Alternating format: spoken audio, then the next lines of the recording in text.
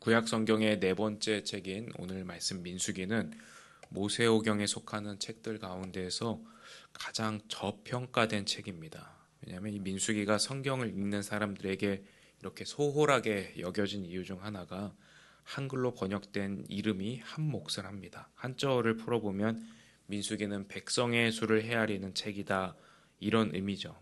그런데 히브리어 원어로 이 민수기 책의 이름이 베미드바르라고 부릅니다. 이 뜻이 뭐냐 하면은 광야에서라는 뜻입니다. 민수기 1장 1절에 가져온 그 히브리식 성경 이름인데요. 민수기는 히브리어 성경의 이름처럼 출애굽한 이후에 약속의 땅을 향해 나아가는 40년의 광야의 여정을 기록하고 있습니다. 누군가는 민수기에 나오는 수많은 숫자들과 또 이름들의 나열이 과연 의미가 있을까 이렇게 생각할지 모르겠습니다. 오늘 민수기 2장 말씀도 광야에서 이스라엘 지파들이 어떤 방식으로 행진을 해야 할지를 하나님께서 자세하게 가르치고 계십니다. 그렇다면 이 민수기가 오늘날 예수 그리스도를 믿는 우리와 또 믿지 않는 사람들에게 어떤 상관이 있을까요? 민수기가 예수님을 믿는 사람에게 또 믿지 않는 사람에게도 중요한 의미가 있는 이유는 우리 모두가 광야를 지나는 약속의 땅을 향해 가는 나그네와 같기 때문입니다. 여러분, 민수기는 출애굽하여 가나안이라는 그 약속의 땅을 향해 가는 이스라엘 조상들을 보여줍니다. 이 가운데서 이스라엘 조상들의 불순종도 발견하게 되고 이스라엘 조상들의 순종을 발견하기도 합니다. 또 하나님이 그 광야에서 이 사람들을 어떻게 돌보시고 이 광야에서 하나님이 이 백성들을 어떻게 하나님 백성답게 만들어 가시는지 보여줍니다. 여러분, 마찬가지로 우리가 예수님을 믿는 그 믿음을 가지고 또 세례를 받았다는 것은 마치 홍해 바다를 건너는 출애굽의 사건이 우리 자신에게 일어난 것과 같습니다. 그래서 세례식은 믿음의 절정이 아니라 믿음의 출발입니다.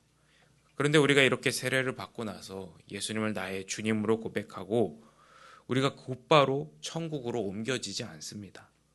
믿음의 삶을 살아갈 기회와 시간이 우리에게 주어집니다. 하나님께서 우리에게 주신 이 시간과 기회는 어떤 의미가 있을까요? 그러니까 우리가 하나님의 백성다운 모습으로 자라나고 또 변화되기를 하나님께서 기뻐하시고 기다리고 계신다는 것입니다.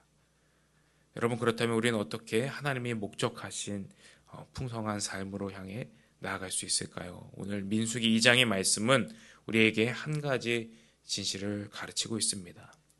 출애굽한 이스라엘 백성들이 광야에서 행진하고 이동할 때 가장 중요한 원칙이자 핵심이 되는 것은 그들의 진영 중심에는 회막이 있었다는 것입니다. 17절 말씀을 보시면 그 다음에 회막이 레위인의 진영과 함께 모든 진영의 중앙에 있어 행진하되.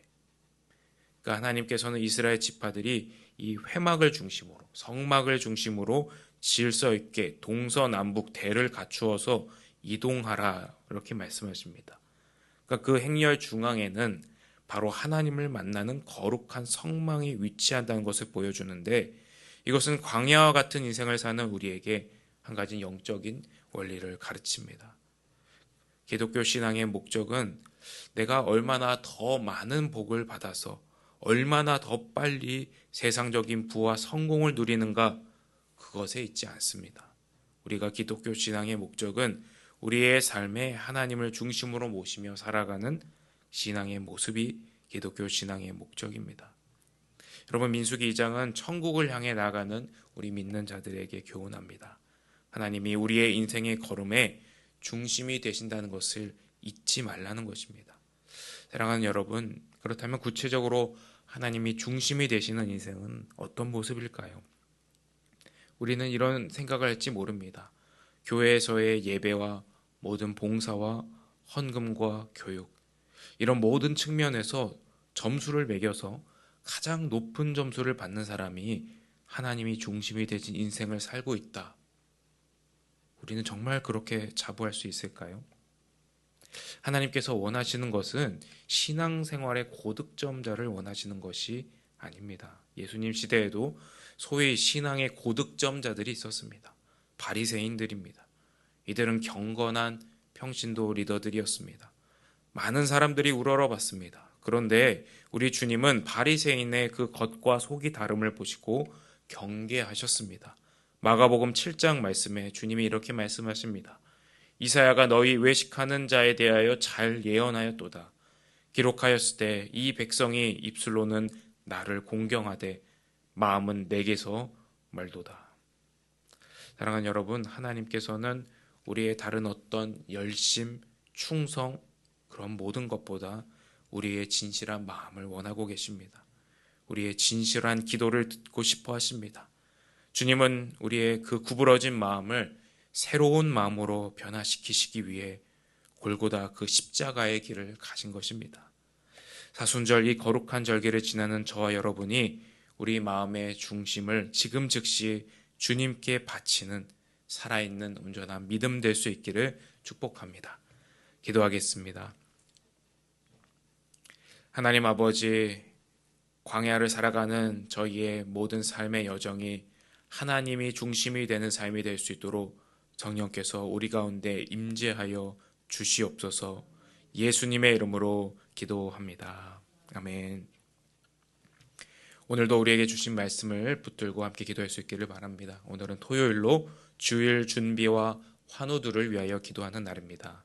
우리 말씀을 전하시는 담임 목사님들과 또 각 부서에 세워진 모든 교역자들에게 성령의 충만함을 내려주시고 말씀을 통하여서 우리 모든 교회 성도들이 변화될 수 있도록 능력을 더하여 달라고 함께 기도해 주십시오. 또 우리 교회 몸이 아픈 환우들이 예배를 통해서 말씀을 통하여서 모든 질병이 치유되게 해주시고 다시 회복되는 은혜의 역사가 일어나도록 우리 주일 준비와 환우들을 위하여 기도하여 주시고 또 가지고 오신 개인의 기도 제목으로 기도하시다가 평안 가운데 돌아가실 수 있기를 바랍니다.